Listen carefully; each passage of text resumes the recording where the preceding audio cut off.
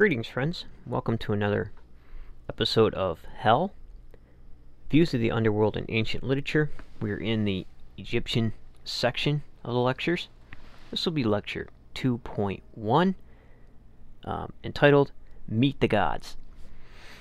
In ancient Egypt, it's a very complex theological system, and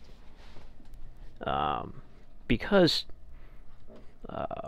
deities take on different forms as time passes, attributes from other gods become attributed to certain deities. They change. They change due to changes in political power. So you might have a local deity who was rather low on the priority in the pantheon. When the ruler from that locality becomes king of a section of Egypt, or United Kingdom of Egypt, he gains popularity, and so temples spring up, and his particular theology is promoted. But what I plan on doing is posting links to a great website so you can take a look at these deities. And what we'll do is we'll cover some of the main deities really quick. And because there's so many changes, as we go through the literature, I would ask the viewers and those who listen in to look up some of the deities mentioned. And due to the shortage of time we have on these videos, it would be a study in itself, being that there's probably over 2,000 deities in Egypt because of its complex theological system, as we said before. What's interesting is that when we look at some of the texts, monotheism seems to exist along polytheism. And when you study Egyptian theology, it probably should be the first theology anyone studies. Meaning that, even though Egypt was influenced in some way by outside cultures, they pretty much had the theology down to a system on what happened when. And what's interesting is, you take a text, the Egyptian Book of the Dead, compare it to the Tibetan Book of the Dead. The Egyptian Book of the Dead is all about what happens after you die, the process. Whereas the Tibetan Book of the Dead is everything, for the most part, leading up to when you die. So it's interesting that if you were to take the two, you would have pre-death cycles and afterlife cycles, which is pretty interesting. Also, being that the deities changed, you had older deities that are forgotten. And these sections of the original beings, before there were any beings, were called the Ogdoad, which they come in pairs. Here you have rulers of infinity, rulers of darkness, rulers of the waters, and rulers of unknown or hidden things, Hu, Kuk, Nun, and Amun, A-M-U-N, not to be confused with Amun-Ra. So the Ogdoad are these 8 original beings. Then from them spring Atum, A-T-U-M.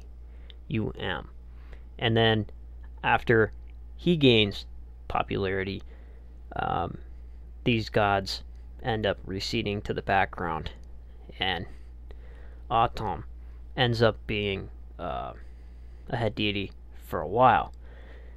There are many versions. So here you see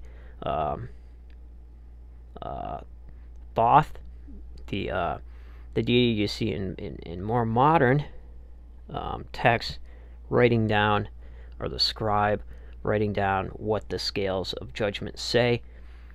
However, in the more primitive idea of Thoth, he is attributed to laying a cosmic egg, and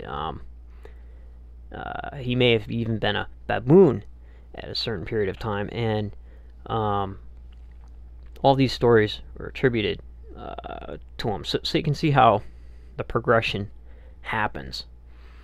Also, here we see an interesting god who sits below the scales of judgment. He's kind of like a monster. He's called the devourer of the unjustified. And he's part hippo, part crocodile, and part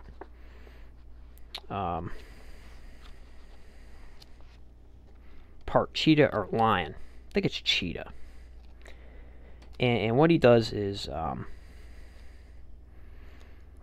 he ends up, if you are unjustified and you lie and the feather of truth does not weigh out, you're devoured. And what's interesting is he sits under the lake of fire. So here we see lakes of fire showing up in the theology among the Egyptians. And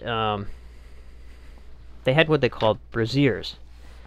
Brazier was a ritual grill, and it was used in funeral offerings. And it ended up being that fire was lakes of fire were inhabited by demons that wear these braziers on their heads. And here, the lakes of fire would torture unjust souls. However, the righteous could drink from these lakes of fire and destroy their enemies. So here it's pretty interesting. You have baboons around this brazier as protectors. So it ends up being pretty interesting that if you study it, you can see where Judaism picked up elements from this, especially Christianity and what's going on here. You'll see the judgment scene. And also certain elements passed into Greek culture with Hades and some of the things. Also, if two kingdoms came together, two localities came together, two deities come together, you get double-named gods. And this explains a lot of issues with the some people have with the Hebrew literature. Well, what is the double name? You know, Yahweh Elohim. Well, if you study Egyptian theology, you'll come to a lot of conclusions about other theologies, and you see how the Egyptians worked it out, and it's an awesome thing. So, whether you have a pantheon of deities, whether you have the 8 original beings, or whether you have the company of the gods, or whether it's a monotheistic idea where the everything is just a manifestation of the deity in many parts, or whether you have many deities with the same name from the many localities collected together. Everything is there. For example, Hathor would be an example of the 7 Hathors, which would be 7 localities who worshipped Hathor, would clump them all together in a company of gods, so to speak. So, for the most part, the Egyptians had almost everything. So covering, especially we're dealing with the underworld, we're going to see Horus down there, and Horus was the falcon-headed god. He had multiple forms, and he's sometimes associated with many different gods, including Heru, the son of Isis, the god of pharaohs. In Upper Egypt, he's called sometimes Heru the Elder. However, when we were in Egypt, I was able to see Isis holding Horus, the suckling babe Horus. And here, in this particular temple, it was changed into a Christian temple. So, it was made to associate with Virgin Mary and, of course, Christ. You have Khnum, the creator deity, which the picture posted here is of that deity. This is a photograph I took from the Temple of Esna, which was dedicated to him. This is a Roman period temple, very beautiful. You can see him molding a man out of clay.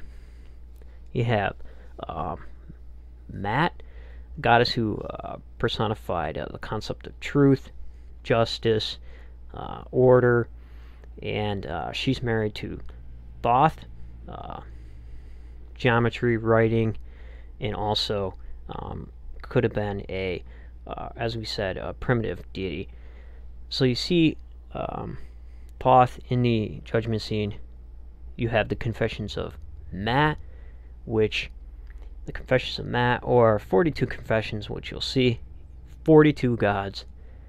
Ani walks in, or the dead walks in, and says, "I have not done this." 42 different transgressions that he has not done to the 42 deities that are in the underworld.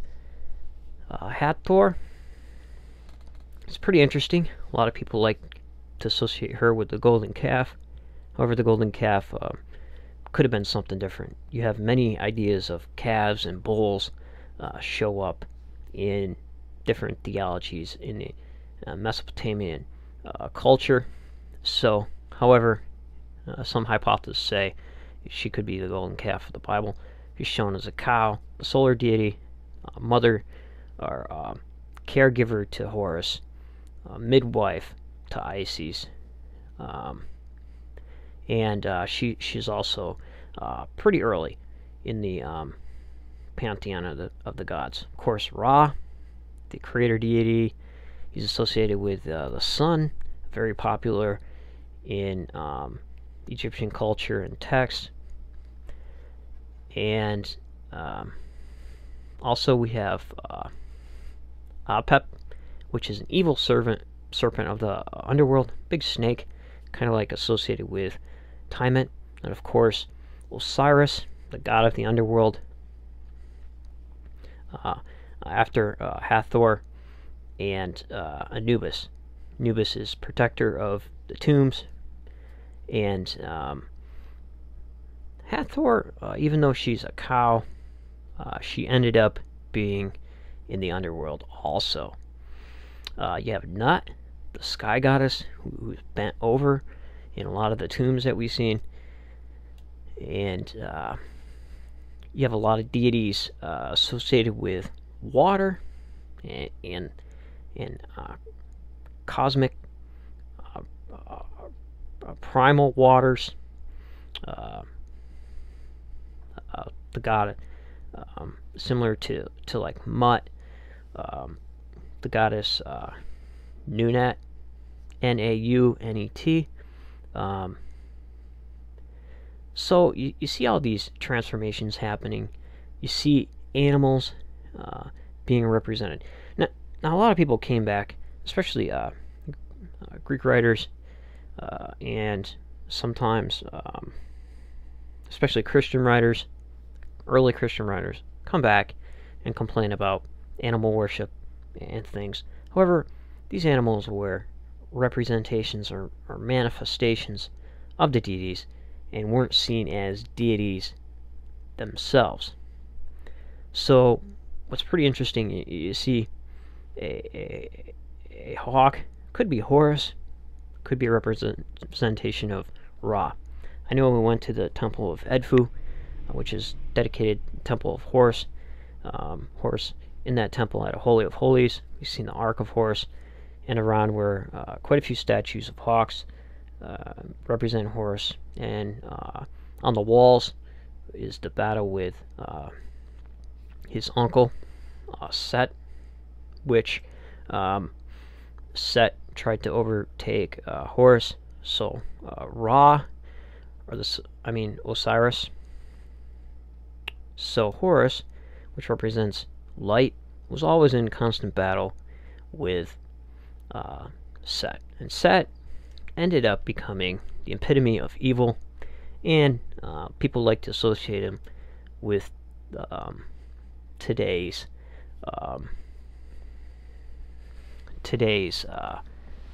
Satan. However, I think Thoth would do that much better, or Maat, because she's the goddess who is the goddess of justice and the concept of truth. So, thus Satan was known as the accuser. So, she would be doing that. Anubis weighs your heart in the scales, and Thoth writes it down. So that's pretty interesting. That's just an overview of some of the deities. Hopefully this didn't take too long. I'll be posting some links. When we come back, we'll be talking a little bit more about this. We'll be talking. We'll be getting into the papyrus of Ani, and we'll see what happens there in the judgment scene. So thanks for hanging in there. Hopefully you enjoyed this, and remember, if everyone's thinking alike, then somebody isn't thinking.